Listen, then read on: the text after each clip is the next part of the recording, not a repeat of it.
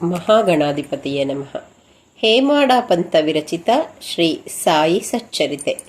ಶ್ರೀ ಸಾಯಿ ಸದ್ಗುರುಭ್ಯೋ ನಮಃ.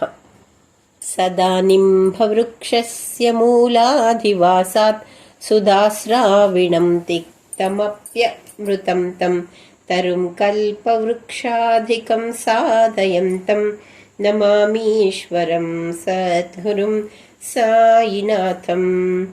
ಶ್ರೀ ಸಾಯಿ ಸಚ್ಚರಿತೆ ಅಧ್ಯಾಯ 14. ಶ್ರೀ ಗುರುಭ್ಯೋ ನಮಃ. ಈ ಜನ್ಮದಲ್ಲಿ ಮಾನವನು ಭಕ್ತಿಯ ಮೂಲಕ ಮೋಕ್ಷವನ್ನು ಹೊಂದಬೇಕು. ಇದೇ ಜೀವನದ ಅಂತಿಮ ಗುರಿಯಾಗಿದೆ. ನಾವು ಜೀವನದ ಗುರಿಯನ್ನು ಸಾಧಿಸಲು ಜಾಗೃತರಾಗಬೇಕೆಂದು ಬೋಧಿಸಿ ಶ್ರೀ ಸಾಯಿನಾಥರ ಈ ಜನ್ಮವನ್ನು ಸಾರ್ಥಕಪಡಿಸಿಕೊಳ್ಳಿರೆಂದು ಉಪದೇಶಾತ್ಮಕ ಕಥೆಗಳ ಮೂಲಕ ತಿಳಿಯಪಡಿಸುತ್ತಿದ್ದರು. ಶ್ರೀ ರತನ್ಜಿ ವಾಡಿಯಾ ಎಂಬ ನಾಂದೇಡದ ಶ್ರೀಮಂತ ಗೃಹಸ್ಥರಿಗೆ ಎಲ್ಲ ಐಶ್ವರ್ಯವಿದ್ದರೂ ಪುತ್ರ ಸಂತಾನವಿರಲಿಲ್ಲ.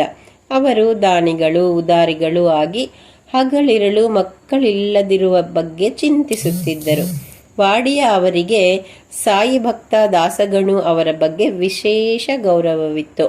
ಅವರನ್ನು ಕಂಡು ತಮ್ಮ ವೇದನೆ ತೋಡಿಕೊಂಡಾಗ ಶಿರಡಿಗೆ ಹೋಗಿ ಶ್ರೀ ಬಾಬಾ ಅವರಲ್ಲಿ ಪ್ರಾರ್ಥಿಸುವಂತೆ ಸೂಚಿಸಿದರು. ಶಿರಡಿ ತಲುಪಿದ ವಾಡಿಯಾ ಅವರು ಬಾಬಾ ಅವರ ದರ್ಶನ ಪಡೆದು ಭಕ್ತಿಯಿಂದ ತಮ್ಮ ಕಷ್ಟವನ್ನು ಪರಿಹರಿಸುವಂತೆ ಬೇಡಿದರು. ಶ್ರೀ ಸಾಯಿ ಅವರು ಅವರಿಂದ 5 ರೂಪಾಯಿ ದಕ್ಷಿಣೆ ಕೇಳಿದರು. ವಾಡಿಯು 5 ರೂಪಾಯಿ ಕೊಡುವಷ್ಟರಲ್ಲೇ ನಿನ್ನಿಂದ 3 ರೂಪಾಯಿ 14 ಕಾಣೆ ಬಂದಿದೆ, ಉಳಿದಿದ್ದನ್ನು ಕೊಟ್ಟರೆ ಸಾಕು ಎಂದರು. ವಾಡಿಯಾ ಅವರಿಗೆ ಅರ್ಥವಾಗಲಿಲ್ಲ. ಬಾಬಾ ಹೇಳಿದಂತೆ ಮಾಡಿದರು. ಬಾಬಾ ಅವರಿಗೆ ದೇವರು ನಿನ್ನ ಬಯಕೆ ಈಡೇರಿಸುತ್ತಾನೆ ಎಂದು ಹರಿಸಿ ಉಧಿ ನೀಡಿದರು. ತಮ್ಮ ಊರಿಗೆ ಹಿಂತಿರುಗಿದ ರತನ್ಜಿಯವರು ದಾಸಗಣು ಅವರನ್ನು ಕಂಡು ಈ ಬಗ್ಗೆ ಕೇಳಿದರು. ಕೂಡಲೇ ರತನ್ಜಿಯವರಿಗೆ ತಾವು ಕೆಲ ದಿನಗಳ ಹಿಂದೆ ಮುಸ್ಲಿಂ ಸಂತರೊಬ್ಬರನ್ನು ಸತ್ಕರಿಸಿದ ಬಗ್ಗೆ ನೆನಪಾಯಿತು. ಈ ಸತ್ಕಾರದ ಖರ್ಚು 3 ರೂಪಾಯಿ 14 ಆಗಿತ್ತು. ಹೀಗೆ ಬಾಬಾ ಶಿರಡಿಯಲ್ಲಿದ್ದರೂ ಸರ್ವಜ್ಞರಾಗಿದ್ದರು ಎಂಬುದು ಅವರ ಅನುಭವಕ್ಕೆ ಬಂದಿತ್ತು. ಸ್ವಲ್ಪ ಕಾಲದಲ್ಲೇ ರತನ್ಜಿಯವರಿಗೆ ಬಾಬಾ ಅವರ ಆಶೀರ್ವಾದದಂತೆ 4 ಪುತ್ರರಾದರು. ಇದರಿಂದ ಅವರಿಗೆ ಪರಮಾನಂದವಾಯಿತು. ತಮ್ಮ ದರ್ಶನ ಬಯಸಿ ಬಂದ ಭಕ್ತರಿಂದ ಶ್ರೀ ಬಾಬಾ ಸಾಮಾನ್ಯವಾಗಿ ದಕ್ಷಿಣೆ ಕೇಳುತ್ತಿದ್ದರು. ಫಕೀರರಾದ ಅವರಿಗೆ ದಕ್ಷಿಣೆ ಏಕೆ ಎಂಬ ಬಗ್ಗೆ ನಾವು ಇಲ್ಲಿ ಗಮನಿಸಬೇಕು. ದಕ್ಷಿಣೆ ಇಲ್ಲದೆ ದೇವರ ಪೂಜೆ ವ್ಯರ್ಥವೆಂದು ವೇದಗಳು ಹೇಳುತ್ತವೆ. ನಾವು ಗುರು, ಯೋಗಿ ಹಾಗೂ ಆಚಾರ್ಯರನ್ನು ಕಾಣಲು ಬರಿಗೈಲಿ ಹೋಗದೆ ದಕ್ಷಿಣೆಯೊಂದಿಗೆ ಹೋಗಬೇಕೆಂಬುದು ಶಾಸ್ತ್ರವಿಹಿತವಾಗಿದೆ. ಈ ಬಗ್ಗೆ ಬೃಹದಾರಣ್ಯಕ ಉಪನಿಷತ್ತಿನ ಪ್ರಸಂಗವೊಂದು ಹೀಗಿದೆ. ಇದನ್ನು ಬಾಬಾ ಉದಾಹರಿಸುತ್ತಿದ್ದರು. ದೇವತೆಗಳನ್ನು ಮತ್ತು ದೈತ್ಯರನ್ನು ಕುರಿತು ಬೋಧಿಸುವಾಗ ಭಗವಂತನು ದಾ ಎಂಬ ಒಂದೇ ಅಕ್ಷರದಿಂದ ಸಂಬೋಧನೆ ಮಾಡಿದನು. ದೇವತೆಗಳು ದಾ ಎಂದರೆ ಧರ್ಮ ಅಥವಾ ಕರ್ತವ್ಯ ಎಂದು ತಿಳಿದುಕೊಂಡರು. ಅದರಂತೆ ತಾವು ನಡೆದುಕೊಂಡರು. ಮಾನವರು ದಾ ಎಂದರೆ ದಾನ ಎಂದುಕೊಂಡು ಅದರಂತೆ ನಡೆದುಕೊಂಡರು. ಅಸುರರು ದಾ ಎಂದರೆ ದಯೆ ಎಂದುಕೊಂಡು ಅದನ್ನೇ ಪಾಲಿಸಿದರು. ದಾನ ಮಾಡುವುದೇ ಮಾನವರಿಗೆ ಧರ್ಮ ಎಂದು ಉಪನಿಷತ್ತುಗಳು ಹೇಳುತ್ತವೆ. ಗುರುವು ಶಿಷ್ಯರಿಗೆ ದಾನ ಎಂಬುದನ್ನು ಅಭ್ಯಾಸ ಮಾಡು ಎಂದು ಹೇಳುತ್ತಾನೆ.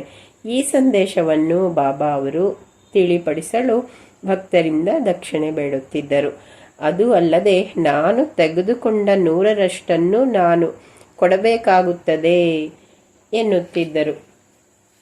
ಸಾಯಿ ಭಕ್ತರಾದ ಗಣಪತರಾವ್ ಚೋಪದಾರ್ ರಂಗಭೂಮಿಯ ಪ್ರಸಿದ್ಧ ನಟರು. ಅವರಿಂದ ಬಾಬಾ ದಕ್ಷಿಣೆಯನ್ನು ಪದೇ ಪದೇ ಬೇಡಿ ಕೊನೆಗೆ ಬರಿಗೈಯಾದರು. ಆದರೆ ಕೊನೆಯಲ್ಲಿ ಅವರಿಗೆ ಹಣದ ಕೊರತೆ ಇರಲಿಲ್ಲ.